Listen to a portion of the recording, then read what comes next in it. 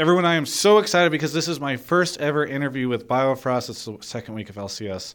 I'm very excited, Bio. Are you? Yeah, I'm pretty excited as well. Yeah. I won't call you the other Bio name that Doublelift made up for you because I know that you get really excited about that. Wait, what?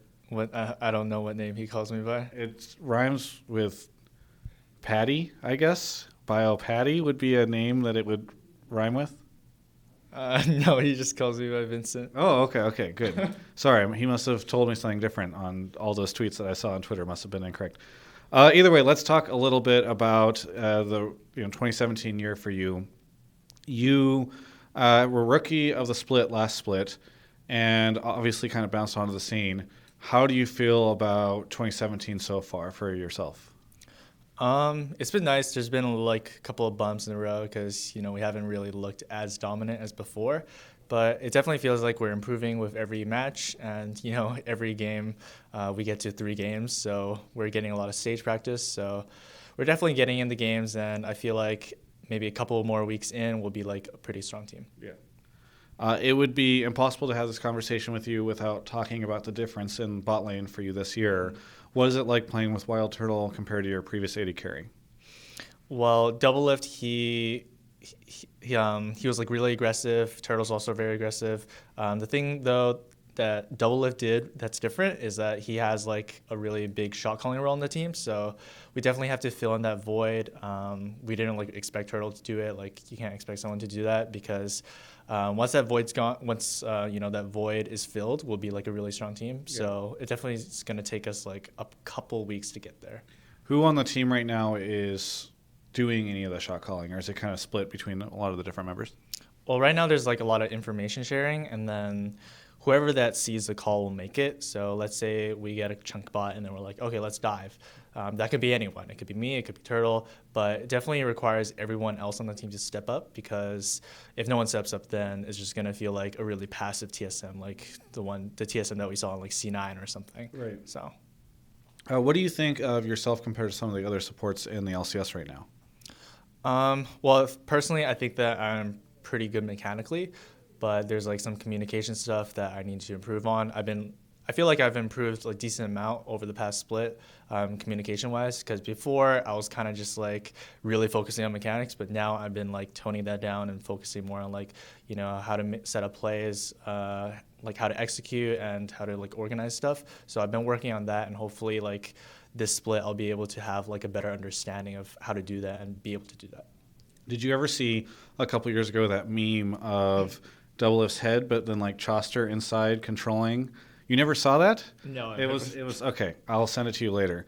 I guess my whole point was for a long time there was this kind of sentiment that Doublelift being like this new player, kind of uncontrolled, Choster was really being the support player with him, kind of giving him a lot of mentorship and coaching and helping him a lot.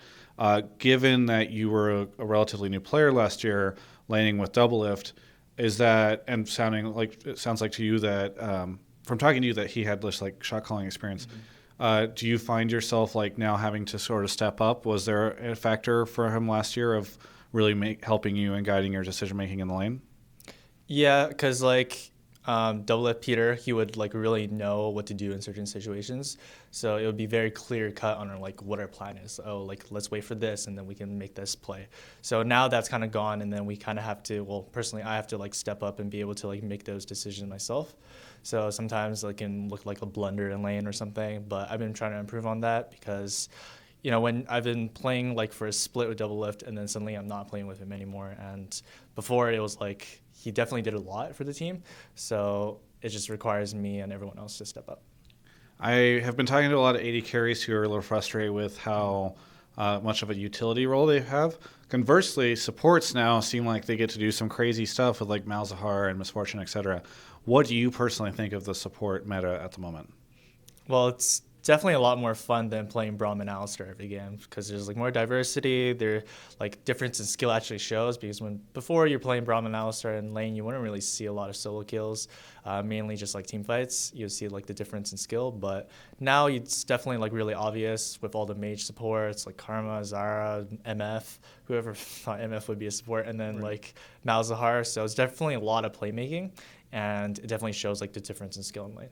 Do you prefer that? Do you prefer the ability to kind of pick these zany support champions? Well, part of that is due to like the 10 ban system where, you have to have a deep support pool, otherwise you're going to get banned out.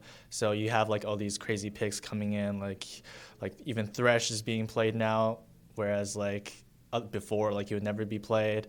So it definitely requires people to have like a very deep champion pool. Otherwise, it's going to really hinder them on stage.